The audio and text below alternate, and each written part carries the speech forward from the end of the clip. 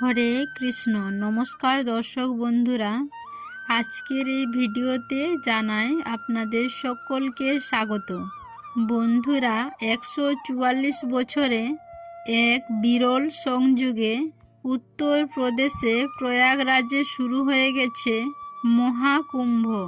এই মহাকুম্ভে দ্বিতীয় অমৃত স্নান অনুষ্ঠিত হবে 29শে জানুয়ারি 2025 বুধবার মৌনী অমাবস্যার দিনে।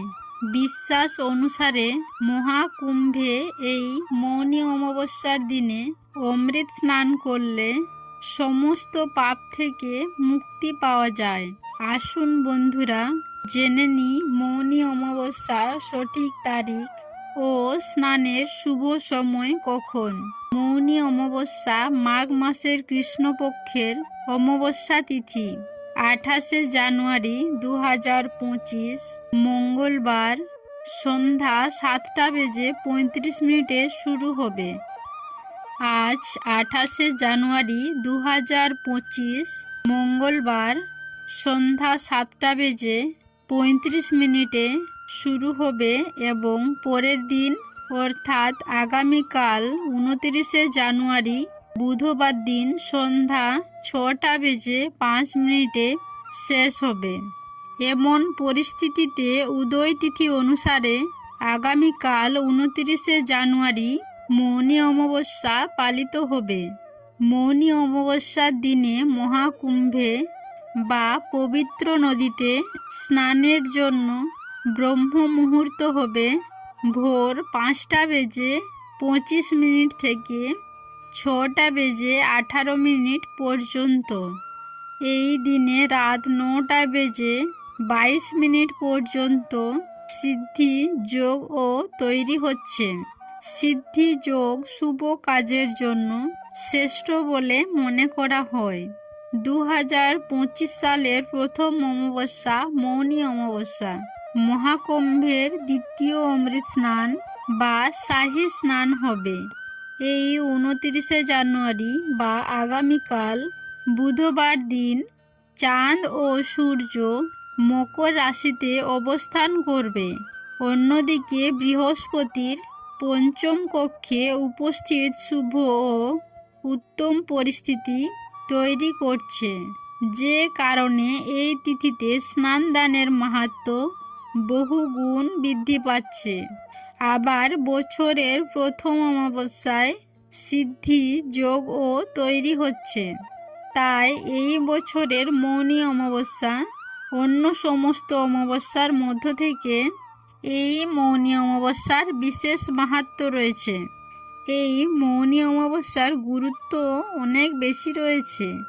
মৌনী অমাবস্যা তিথিতে মহাকুম্ভের দ্বিতীয় শাহী স্নান সম্পন্ন করা হবে। কথিত আছে, এই তিথিতে মর্তে পিতৃপুরুষদের আগমন হয়। এই তিথিতে প্রয়াগরাজে গঙ্গা, যমুনা, সরস্বতী এই ত্রিবেণী সঙ্গমে মহাকুম্ভে স্নানের পাশাপাশি পিতৃদোষ থেকে মুক্তি পাওয়া যায়। পরিবারের সদস্যরা পূর্বপুরুষদের আশীর্বাদ লাভ করেন। এই তিথিতে প্রয়াগরাজে গঙ্গা, যমুনা, সরস্বতী এই ত্রিবেণী সঙ্গমে মহাকুম্ভে স্নানের পাশাপাশি পিতৃদোষ থেকে মুক্তি পাওয়া যায় ও পরিবারের সদস্যরা পূর্বপুরুষদের আশীর্বাদ লাভ করেন। এই তিথিতে পূর্বপুরুষদের স্মরণে তর্পণ ও অনুষ্ঠান করার প্রথা রয়েছে। যারা পূর্বপুরুষদের মৃত্যুর তিথি জানেন না, তারা এই মৌনী অমাবস্যায় পিণ্ড দান করতে পারেন। এর প্রভাবে পূর্বপুরুষরা মোক্ষ লাভ করে বৈকুণ্ঠ ধামে গমন করেন। এই অমাবস্যায় গঙ্গায় ডুব দিলে সমস্ত পাপ ধুয়ে যায়। এতে আত্মিক শান্তি ও আধ্যাত্মিক উন্নতি হয়। যারা মহাকুম্ভে স্নান করবেন তাদের তো খুবই ভালো, কিন্তু যারা মহাকুম্ভে স্নান করতে পারবেন না তারা গঙ্গায় বা কোনো নদী বা জলাশয়ে এই পুণ্যতিথিতে স্নান করলে ও পিতৃপুরুষদের উদ্দেশ্যে তর্পণ করলে অনেক শুভ ফল লাভ করবেন। কিন্তু অনেকেই রয়েছেন যারা কোনো জলাশয়ে যেতে পারবেন না। তারা উক্ত সময়ের মধ্যে বাড়িতে 1 বালতি জলে গঙ্গা জল একটু মিশিয়ে দিয়ে 3 বার গঙ্গা গঙ্গা গঙ্গা বলে স্নান করলেও বিশেষ ফল লাভ করবেন। কারণ এই মৌনী অমাবস্যা তিথি চাঁদ সূর্য মকর রাশিতে অবস্থান করছে, অন্যদিকে বৃহস্পতি পঞ্চম কক্ষে অবস্থান করছে। তাই এই মৌনী অমাবস্যা তিথি বিরাট শুভযোগ। এছাড়াও এই মৌনী অমাবস্যার দিন মানুষ ও সাধক মৌনব্রত পালন করেন।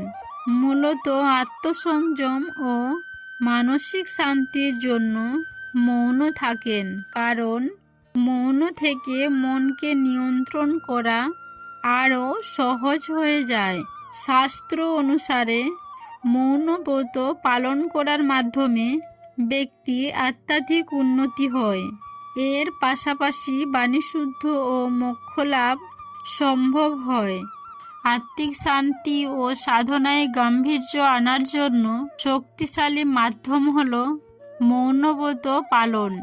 যদি একজন ব্যক্তি পুরো দিন মৌনব্রত পালন করতে না পারেন, তবে সেক্ষেত্রে পূজার অনুষ্ঠান শেষ না করা পর্যন্ত নীরবতা বজায় রাখতে হবে।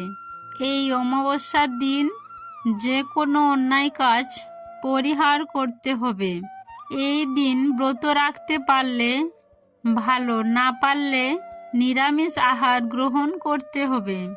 পেঁয়াজ রসুন মাছ মাংস ডিম খাওয়া যাবে না এবং এই দিন কুকুর কাক গরু ইত্যাদি পশু পাখিদের খাবার দিতে হবে এবং নিজের সামর্থ্য অনুযায়ী গরিব ও দুস্থ মানুষদের খাদ্য ও বস্ত্র বা অন্যান্য প্রয়োজনীয় জিনিস দান করলে খুবই ভালো।